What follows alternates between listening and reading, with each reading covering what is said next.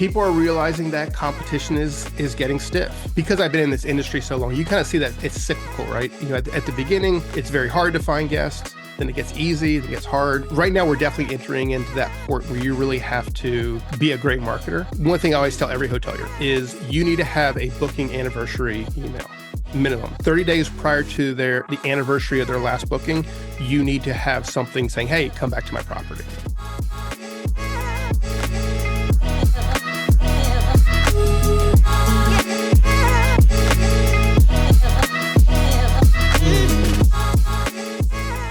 Hi, everyone, and welcome back to the Moments That Matter podcast. I'm your host, Jason Crepero, and in each episode, we do a deep dive into the pivotal moments that have shaped the journeys of today's leaders. Today, I am joined by Pete DeMayo. Pete, how are you today? I'm doing fantastic, and wonderful job on that name pronunciation. Nobody gets that. Well, that's one of the things we try to aim for here. For those who don't know you, Pete, or Travel Boom, can you give us an overview of what you all do? Yeah, sure thing. So we are Travel Boom. We specialize in helping independent hoteliers succeed online. So that's everything from site development and strategy to email marketing, meta search, pay-per-click, you name it. Pretty much if it's a tool that a smart hotelier needs to succeed online and show that authentic experience of their property, that's exactly what we do. And how do you define a smart hotelier? Well, obviously the answer is the ones who are working with Travel Boom. After that, though, I think what it is, it's the hotelier who can step back and think of themselves as an innkeeper, where they're offering more than a product. They're offering that experience, and they're always going to be pushing themselves, right? If you're having someone come to your house, you want to make sure that the house is fantastic. You want to make sure that the invitation that you provide to them is personalized and inspiring, and you want to make sure that they got the invitation. So I think if you kind of follow that path of being a true, think of an innkeeper of old, and you're always trying to better yourself and make sure that the guest has a great experience, that makes you a smart hotelier because it keeps you in business. Yeah, absolutely.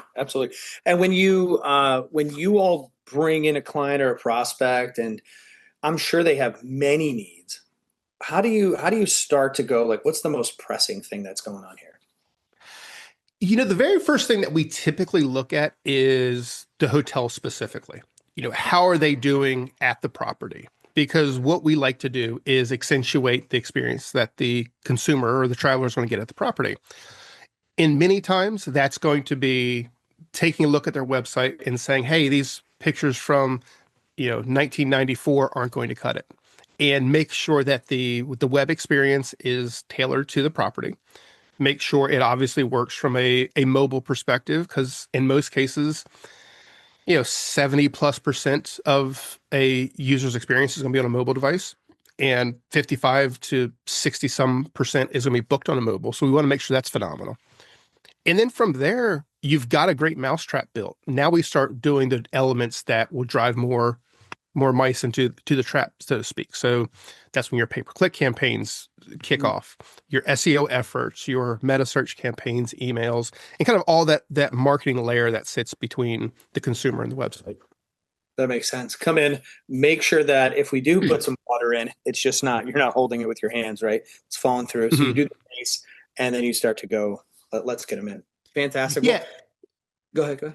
No, I think you really kind of have to do it that way, because like you said, a lot of times you'll have a client come and say, hey, we want to start running a pay-per-click campaign right now. Or, hey, we want to get a bunch of influencers to our website. And like, okay, wait, or to our property. It's like, before you do that, do you really want them there? It's like at a certain point, you're like, hey, before you have a big party at your house, yeah, you might want to go pick up, the living room a little bit, make sure it is exactly what you want that consumer to experience. Yeah, and some people, from your perspective, right, they may... These hotels may go, well, listen, I came to you for X, now you're trying to sell me on this other thing. But it is really true. It's like, we could do that all day, but they're going to leave within seconds if we do drive the traffic there. Yeah, and I think what we try to do, and this is not necessarily a sales pitch for Travel Boom or anything like that, but what we're going to do is make sure that one, we're doing what the client's asking for. If they want us to run a pay-per-click campaign, well, then we roll up our sleeves and run a pay-per-click campaign. But we want to make sure that we caveat that with, okay, we can do that for you, but you may want to consider doing this first. And if they do it with us or they do it with another agency, that's fine. We just want to make sure that we're transparent in setting the client and ourselves up for success for a very long time. Yeah. Yeah. Well, just taking a step back too. So I just rolled right in because I heard the smart hotelier, wanted to know more about that. But I've heard about you from various people, great things to say about the work you do, you in particular. How did all this start? Just take me back to, where'd you grow up? So it's interesting. So I kind of do the start at the end, go back to the beginning, Quentin Tarantino aspect of it. I've been with Travel Boom and the group of agencies that we're with for over 25 years now. Uh, so my evolution in my professional life kind of began there, but I actually grew up in Delaware, and my dad my uncle was a private pilot. So he had a little Cessna, and they were visiting Myrtle Beach, and they always wanted to live in this area. They found a piece of property from the air, and this is in 1986, mind you, so there was no GPS or anything. They loved this property that had a nice lake on it and things like that. So they, go trace it by road, find out where it is, and buy it. So they bought 50 acres out in the middle of nowhere near Myrtle Beach and tossed me in the back of the car with my brother and sister and brought us down here. And then I've kind of tried to leave, left for a little bit, come back for a little bit. And the area and the company that I'm with has always just kept me coming back for more, if that makes sense. So you have a lot of opportunities, and a lot of times it's tricky to say, I'm going to choose the opportunity that is right where I'm at. But as things evolve, a lot of times that ends up being a great play. At least it was for me. So Yeah, absolutely. So then you went to school down there as well? I did. So I ended up going to Coastal Carolina University, which was a small school. I think it's around 10,000 or so students now in this area, and studied marketing. Did a lot of work in the golf industry during college and some on the hotel side as well. And kind of through that, I realized how much, one, I love the marketing element of the world. Yeah, it's really exciting. It's trying to show people the great experiences that they can have at a certain place. So you're like, typically your job is to give good news, and who doesn't like to give good news? So Yeah. that kind of got me into the business. And then after college, I spent a little bit of time working at the front desk at a Holiday Inn, a very small amount of time trying to sell timeshare, which was fantastic because I realized I don't like selling timeshare. I don't And think I then, don't think the people being sold timeshares like it either.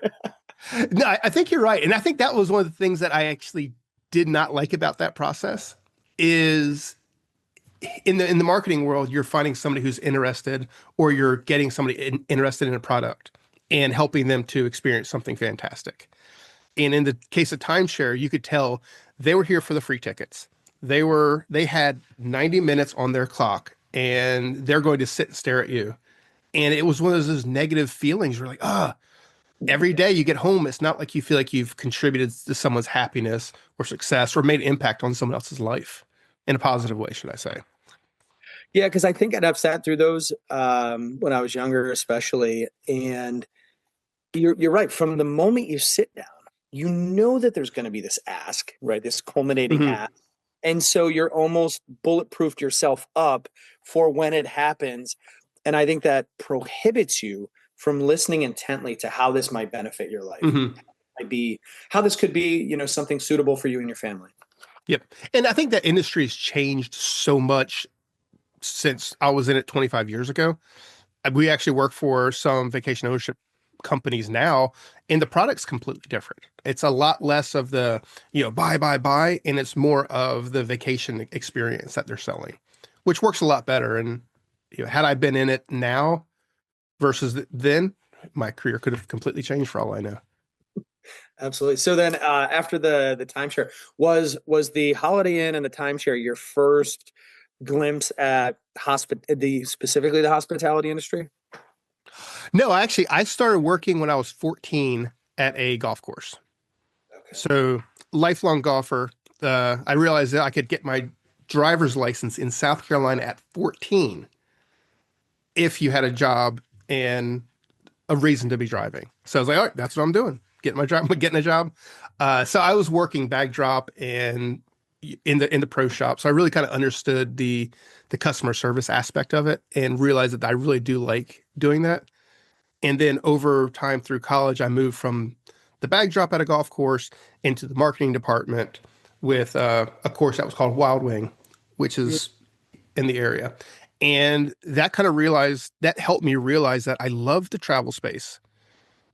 I love marketing. And I was able to kind of combine those two with doing that travel tourism marketing side of the business. You know what's incredible when you say that I love doing this, I love taking care of people, love that feeling. This is probably I think this is the 16th episode now that we've done this. We've had ownership groups, property management CEOs, people that are consultants, and they all at some point really young, between 14 and 18, in the service of other people, came to find that they really liked that feeling. They liked making people happy. They liked not servicing them, right? Servicing is like Mhm. dishing out, supplying, providing, but it's like that hospitality you were talking about earlier. They liked the feeling of that, and they liked how Mhm. it made the client feel, and it also they liked how it made them feel. And they got bit by the bug. Like almost every episode, I feel like someone says I got bit by it, which is Yeah. really interesting. Yeah, I think that's true. Like you said, it's not that you're like just servicing a product or something like that. You are feeling that you're contributing. And then when you come back and you see the people, now it's a lot easier with social listening tools and kind of seeing people who have visited the properties that you're marketing for. And they're making these vacation memories that their grandkids are enjoying that they're going to remember forever. It's like, okay, I wasn't there, but you feel like you had a small part in that, and you kind of made those people's lives better in a meaningful way. Yeah. Yeah. I know for me, even in Myrtle Beach at Sonic Drive and the one in Carolina Forest, where I got started, I loved the feeling when I saw an order coming down. Let's say it was just burger and fries. I'd be on the headphones. I go, yeah, burger headphones or burger fries.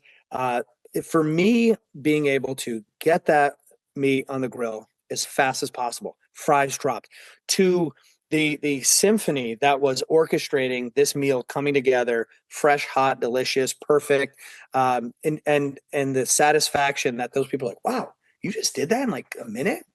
That was incredible for me. And I often say to people when I'm older, like 60 years old, I'd love to just have a diner. I want to go back to that cool feeling Hmm. of, throwing a newspaper down. Hey, good morning. How are you? Cup of coffee, where, I'm just the person, a small one too, that's cooking and talking and, just providing immense hospitality to these people. So check this out, Jason. This is pretty cool.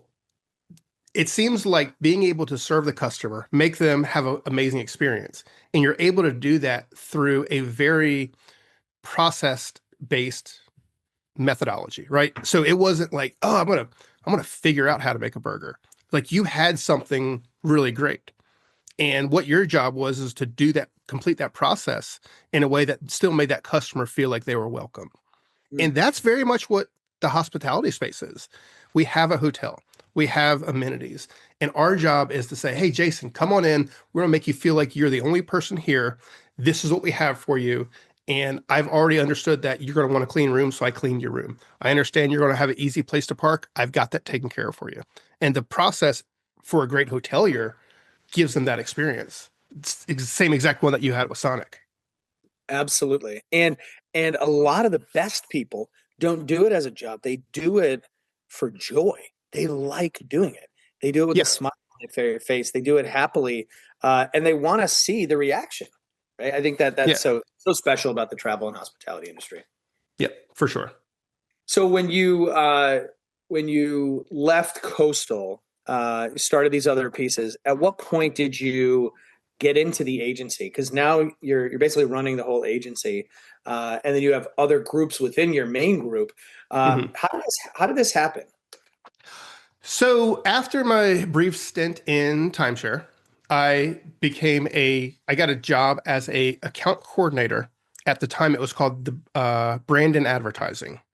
That has since evolved into Evoke Group, which is the larger group that we're a part of now, and got in as account coordinator, did the basic account coordinator stuff that you would have any agency do from, back then it was running proofs to clients in your car or working on press checks for printed postcards and materials, things like that. And I just kind of evolved from the traditional agency side to the point where probably around 2005 or so, where, hey, this internet thing is going to be kind of cool. I ended up moving into that world and did all types of, digital advertising and marketing. And it really wasn't until probably 2007 to 2012 in that type of range where we did some additional agency restructuring and formed the agency that I'm a part of now that was just dedicated to hospitality marketing. Because we had always had a very strong hospitality background. Some of the original clients for the brand agency and Evoke now started back in the 1950s when that agency was formed by the founder, Cecil Brandon. And we've kept those clients for, I mean, you're going on what, No 60, way. 70 years or something like that now. So that's kind of my evolution from understanding the marketing world, understanding kind of all that's involved in it, and then moving to the digital space, and then further refining that digital space that I was in into the hospitality space, which is where I absolutely love being. Yeah. Yeah. And what are you seeing now with some of your clients? So when people are calling you this quarter, last quarter, what are some of the hot topics from the agency that you're picking up the phone from the hotels and going, "Yep, I got you." Yeah, there's a couple things. People are realizing that competition is getting stiff. The time right after COVID, where all you had to do was open a hotel room door and you'd have to beat people off with a stick. Because I've been in this industry so long, you kind of see that it's cyclical, right? At the beginning, it's very hard to find guests. Then it gets easy, then it gets hard. And right now, we're definitely entering into that port where you really have to be a great marketer to get people into the doors. So they're definitely seeing that the costs are going up from a cost per click perspective or marketing perspective in general. And they need to get a little bit smarter. It's a little bit more than just, like I said, just opening the doors. You have to really court those customers and get them to visit.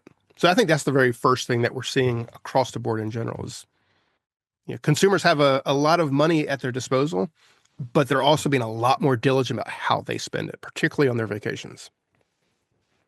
Yeah, we've been talking internally about this, and we do video, so we always try to link it to emotion. And what I'm always telling people is, you're not just competing for their attention; you're competing for emotion. You Hmm. know, question is, who's moving them? Are you moving them to emotion on the website? Somebody else showing them a more exciting time on their website, or social media, whatever it is. But I think it's very memorable when someone can move you to an emotion of excitement, specifically to say, like, "Hey, this looks like a really great place. Let's pack it in. Let's stop our search. We're going to go with this one right here." Well, I think that's the other thing that we're seeing too, is where that shift in the market is. We've moved away from the search engine and the hotel website as being the primary source for people to plan their travel. That used to be the way it was. I'm going to Google a vacation to Utah or wherever that might be, and I'm going to go down a path. I'm going to find a hotel. I'm going to do the research. I'll check out TripAdvisor, and that's completely been thrown on its head. And I think people are expecting to have an influencer make recommendations to them. So you have to really open up that new avenue of making sure that you're getting that real authentic user generated content or influencer exposure as a main driver of that traffic. You have to make sure, like, when they get to their website, it is a Facebook-esque, Instagram-esque, high intensity or, high production value video experience that the customer's expecting, because that's what they've seen in all those other platforms that they live on. And your hotel website is just a small fraction of their life. The rest of their life is all this kind of crazy video, you know, instant interaction, influencers. So you have to tie into that. That's a big change that we're seeing, and it's happening really fast. Yeah, I promise to the listeners, you don't work for Hovr. No, not at all. But it is what we're seeing. I mean, on our latest episode of our podcast, we were talking about influencer marketing and how important that is from a hotel perspective. So that's kind of, hot on my mind. But it's true. I mean, look at what TikTok Shop is doing. I mean, it's blowing up and it's starting to shake a lot of those big companies that you say, oh, they would never falter. Google's never going to falter until ChatGPT 5.0 comes out, and all of a sudden, that's my search engine. Oops, nobody saw that coming. Yeah. Speaking of, would you say Travelocity? I think it's a TripAdvisor for reviews and stuff. Yeah. Um, I I bought a chairman address at an event maybe 18 months ago, and I had the opportunity to talk to maybe a senior vice president of an OTA, and I wanted to talk to him beforehand so I could adequately introduce him. And so we're talking, and he drops this mind-boggling stat, and he's like one of the big OTAs, and he says over 50% of the time someone books on our platform, 50, over 50% of the time, they actually book to a destination other than their original search term. Wow. If you search in Dallas, you may end up in Chicago. You search in Los Angeles, you could end up in San Diego or Orlando or something. And so this, and we heard this on just a past podcast that's coming out soon with Katya from Pink Shell. People are booking later. They're booking like a couple of days up. They're waiting for the weather to be perfect. They're waiting for a better time to be sold.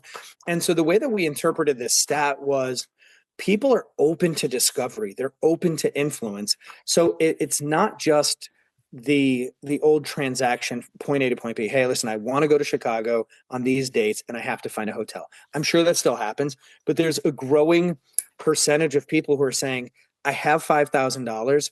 I could go anywhere. I've got these airline miles, or I've got the weekend off. And you're really looking for the best experience for the value, right? And so you're open. Doesn't matter if you end up in Tampa or St. Pete or you're in San Diego. If someone on a website or social media can sell you on a better experience for you, maybe your family or friends, you're gonna take that. Yeah, and a lot of it is like you said, people are valuing the experiences in life more than the products in life. So they're looking for, hey, what can I be surprised with? Because I've never been to Austin before. And then you go there and you're like, oh wow, it's actually a pretty cool town. I'd like to come back here. But I think the point that you also mentioned about people waiting till last minute to book is something that we've definitely seen, and it's driving hoteliers, particularly the revenue management team, bonkers. Because how do you plan for a phenomenal July if all of a sudden people aren't booking July until in the month of July? From a marketing perspective, that's been a big challenge for hoteliers. That it's like, okay, your planning cycle is great. The OTAs or top level funnel sites say, oh, they're planning 6 months in advance. But the problem is for the hotel, they're planning, but they're not booking until a week out. And it creates a real challenge for them on a revenue management and rate management perspective.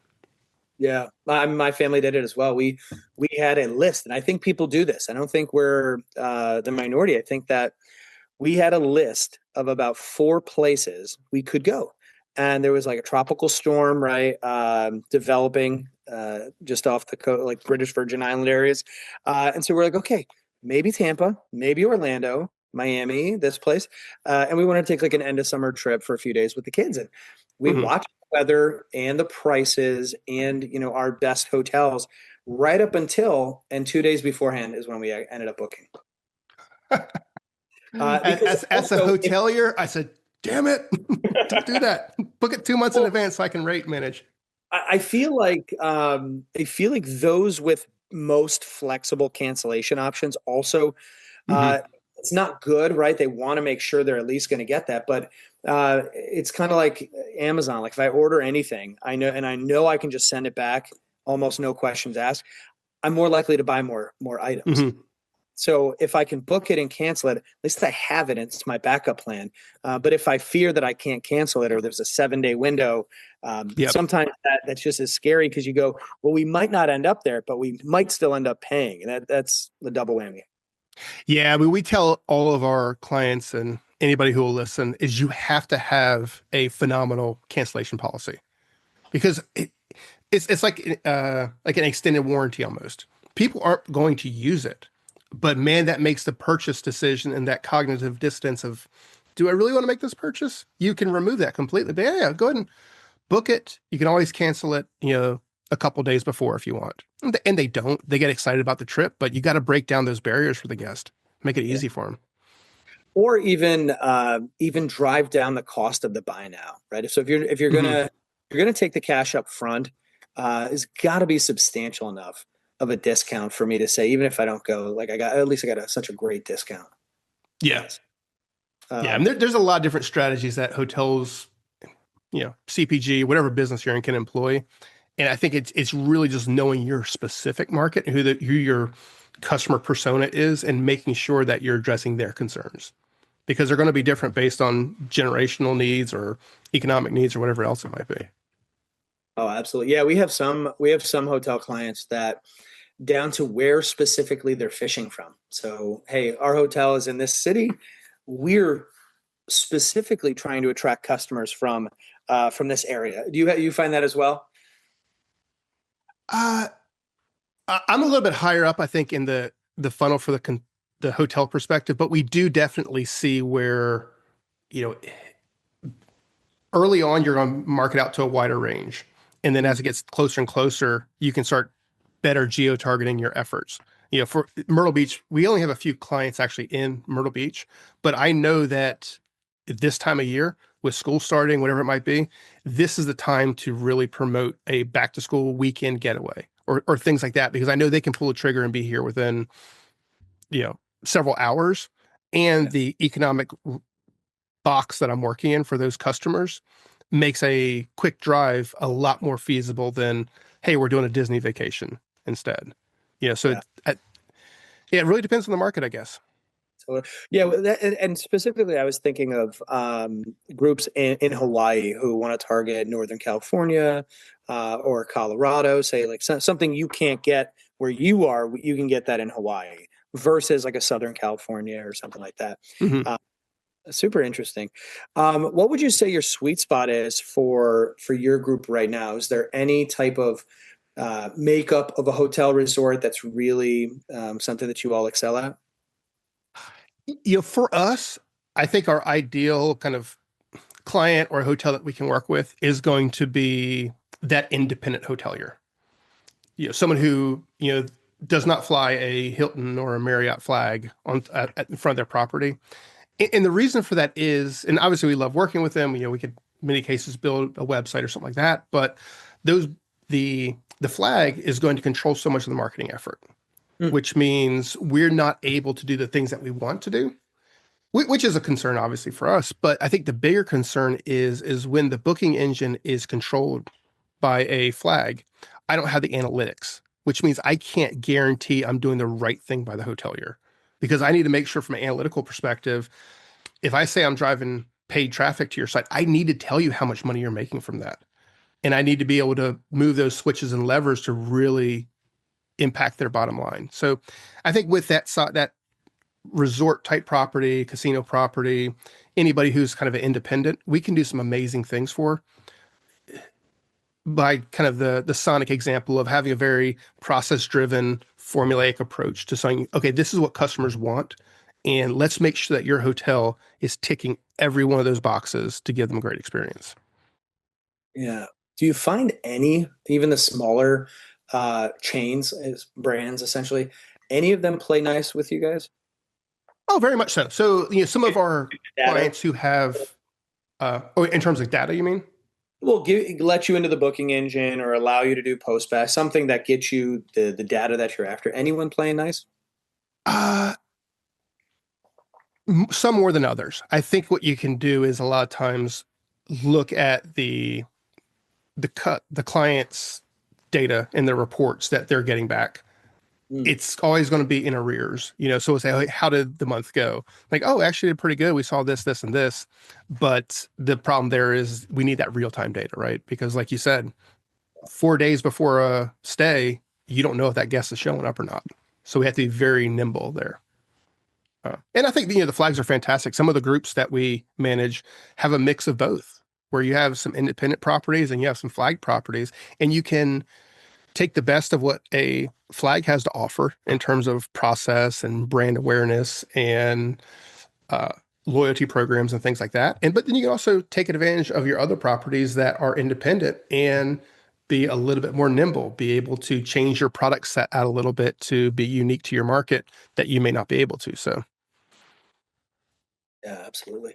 And as the expert in the industry that's helping these hotels, these independent, maybe luxury boutique hotels in mhm. many cases, um, if you're the expert behind it and your team, where do you all go to find out new trends? Like what type of either newsletters, websites, or conferences are definitely on your radar as like must hits for the year? For us, it's a mix. I have a tab on my browser for news, and it's everything from obviously Travel Weekly. There's Travel Pulse on there, Search Engine Land, hotelmarketing.com. Skift is obviously a phenomenal tool as well. But then using things like, obviously ChatGPT to kind of do some research, using that for alerts of what's changing in industry. And then it gets down to very specifics. So, the Modern Campground is a great website if you're into RV park management. So it's independent.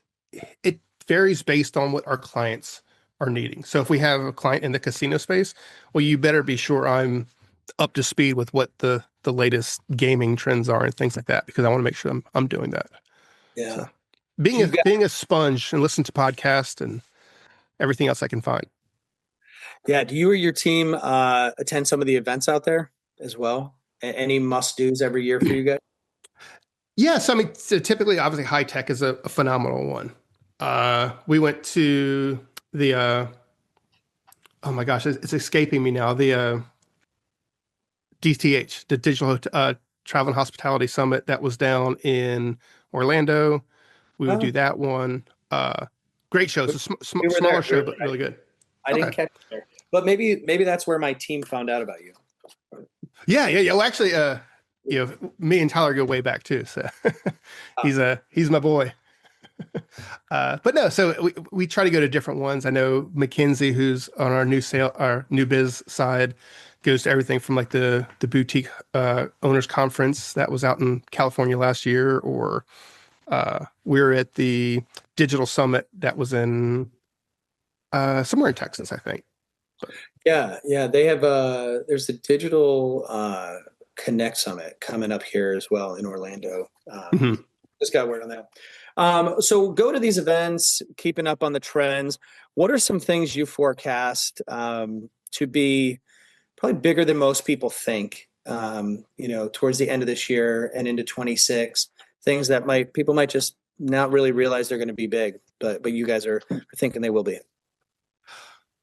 So I am specifically not going to say AI, because I feel like that's been answered a few times. So that word won't come out of my mouth, even though I think it's something that we all need to pay attention to. Uh, I, I would say rate parity is becoming a nerdy but incredibly critical element from a hotel perspective.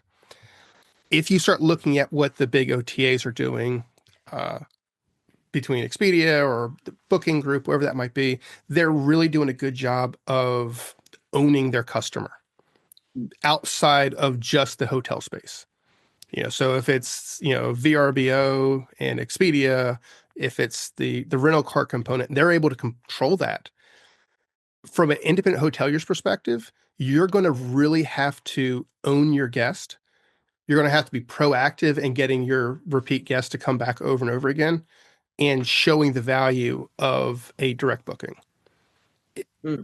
It's way too easy for me to go on Amazon and hit buy instead of going to a store down the street, even if the price might be a little bit better Yeah. because of convenience. So I think hoteliers are really going to have to get on the boat in terms of the the technological tools needed to make it really easy to stay in front of the consumers and to get that booking. They got to be smarter, and they got to use AI to target them appropriately on a one-to-one basis. Yeah, let me throw out a crazy stat to you. I heard this a couple of days ago. The person didn't cite a source, so I wasn't able to go back and actually fact check it. I'm wondering, based on what you're saying, if you think it's true. And the fact was that even if a hotel got you to book direct this time, that 70% of the time, if you go back, you're going to go to an OTA. Well, when you Seven, think, yeah, because that's who shows up in the search results, right? There was literally a hotel that we were talking to, phenomenal hotelier. The owner is always at the front desk, and he saw, call him Jason, showed up, stayed there many times, and they're like, Jason, we didn't know you were staying here. He's like, yeah, I booked it a while ago, and he goes, well, why didn't you book direct? And he goes, well, I did. Like, no, you booked through Expedia. He's like, oh, I just did a search and I clicked on that link and booked it. So I think that's where obviously the OTAs know what they're doing. They've created a phenomenal mousetrap. But as a hotelier, if you know who your guest is and you know who that customer is, one thing I always tell every hotelier is you need to have a booking anniversary email minimum. 30 days prior to the anniversary of their last booking, you need to have something saying, hey, come back to my property, just mm-hmm. at a bare minimum. But realistically, you need to be following that customer throughout the year, giving them value so that when they're ready to book, you were just right there. And they don't have to think about Googling your property because you forgot them and they forgot you. You gotta own them. Articulating the value that it helps. You're going to get extras. You're in the club. You're in the perk. I mean, have you Yep. been down to the direct booking summit as well? I Yes. mean, Yeah, that's what it's DTH. Yes. Yes. oh, Thank you. okay. Yeah. Yeah, literally a conference that's helping people do exactly this. And yet, even if you get them the first time, 70% of the time they're going back. Yeah. I find that as one of the most shocking stats, if true, that I've heard in a Mm-hmm. while. And it caused me to ideate with my team, even a new product coming out that I think could help curb this. I think that we can keep people engaged post checkout, so engaged, Mm-hmm. maybe not year round, but I think that's a lofty goal. But something to certainly keep you in, keep you locked in, Yep. keep you engaged throughout a couple months afterward. Yeah. So Hoteliers are going to need to focus on that. yeah, that's a big one. Any other trends that are sneaking up on us? That's probably one of the big ones. I would say probably making sure that you understand that your hotel website may not be the end all be all source for your hotel's information, and to start adopting and embracing the social world a little bit more. Hoteliers have been way behind the power curve in terms of if it's influencer marketing, if it's authentically engaging on social platforms. They've done a bad job. They'll run, meta campaigns with a couple ads, but not real proactively being a part of any given community. And I think they're going to have to step up that game a little bit because that's where the decisions are getting made. They're getting fulfilled at your hotel website, sure, but you got to be where the decision is getting made, where the inspiration is occurring. Yeah, absolutely, absolutely. And just so everyone knows as well. So if anyone's heard what you're doing out here with Travel Boom and they're interested in getting a hold of you, what's the best way to get a hold of you or your team? Best way is just go to travelboommarketing.com. You can find everything you need to know there to reach out to us. Me personally, I'm at pete.demeo@travelboommarketing.com. I'm always available. Shoot me an email. I have my cell phone in my signature, and I feel we got to get the communication open. We'll see what we can do to help out. There's been many cases where, we'll spend a lot of time helping a client, even if we know we can't necessarily earn their business, but it's the right thing to do, right? If you have a smart hotelier, 10 rooms, and we may not be able to help them from a, client agency relationship, but I can help them as a person trying to help another hotelier, we're going to roll up our sleeves and make it happen. So hit me up with questions, whatever we need to do. We're going to make you get the answers that you need, I guess. I So, love but yeah. that. And even in our conversation, usually when we do a podcast, we just talk to people briefly. I loved what you said, which was the things that are plaguing the industry. You guys aren't running away from them. You're like, that's an opportunity for you all to roll up your sleeves and help them with a big scary problem. So they're running and they're going, hey, there's a fire. And you're going, yep, we see it and it's big and it's scary. And we're going to roll up our sleeves and help you out. It's such an incredible mindset. Well, I appreciate that. Those problems are there. Someone's got to be able to say, hey, you know what? That's our job, is to solve those problems. And there's no reason hiding from them. Just power through and make it happen. Awesome, man. Two quick pieces, and then we'll let you go. I'm sure you got a lot to get back to with your clients. Most memorable place you've traveled? Place you're dying to get back to? Oh, so I just got back from a cruise. That was phenomenal. But the most memorable one was a client visit to Yosemite National Park. We have a phenomenal group of clients out there. And it was actually, you know what though? It would have been about 2 years ago to the day, because my birthday's on Saturday. And I was out there. They didn't know it was my birthday. And they took me up for a tour of Yosemite, and we did a hike. So we're getting up to the top of the mountain, kind of going into the Tenya Lake area, if you know about Yosemite. And we got stuck in traffic because there was a tree down. So they came out with a cupcake and they had signs for happy birthday. And it was the most amazing experience in the world. It was the most beautiful place I've ever been to. You know, hiking was amazing. I mean, everywhere you looked was a postcard. And had a cupcake on top of Cathedral Lake in Yosemite. So that's where I want to be. So it's beautiful. No, and again, someone made that a special moment for you. Yeah. So shout out to that client for sure. They're phenomenal people. So love them. Really cool. And you don't get to where you are running this massive agency, helping some premier clients across the world by accident. What advice would you give to someone who's maybe getting their degree in marketing or just dipping their toe into travel and hospitality as to from where they are now to try to get to the level you're at? What advice would you give? I would say nobody knows what they're doing. So as somebody new or someone who's like me, who's been doing it for 25 years, it's on you to figure it out and level up your game. So don't let the fact that you don't necessarily know something prevent you from learning about it and becoming an expert, because it takes so much. It takes a little bit of effort to know a little bit, but if you really focus on something, say, I'm going to understand this, I'm going to solve this. You can do that if you're just coming out of university or you've been here forever. I think the moment you get tired of, like you said, there's a big scary problem and not wanting to roll up your sleeves and solve it is the moment you start running into problems. So just, hit it hard every day and don't worry that you don't know something, because you can learn it. Fantastic. Thank you so much. Yeah, absolutely. Great advice. And thank you, the listener, for tuning in once again to the Moments That Matter podcast. As always, if you'd like to get the updates on new episodes, like or subscribe, we'd like to send a special thank you to Pete DeMayo again from Travel Boom for joining us today. Thanks, Pete. Thank you so much.